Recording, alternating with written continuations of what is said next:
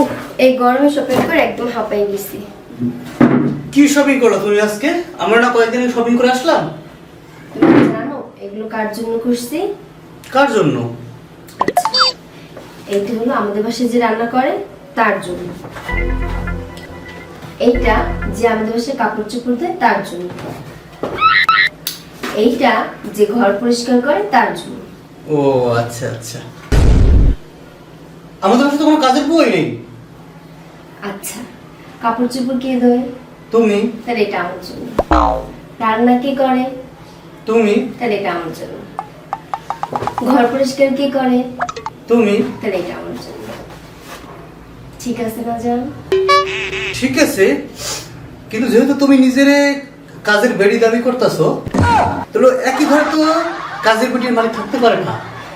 ঠিক আছে, তো যে মালিক বাসার তার রুমে কি কাজের বেটি ঘুমাইতে পারে? পারে না। আজকে তুমি ঘরের বাইরে থাকবা, ঠিক আছে? না।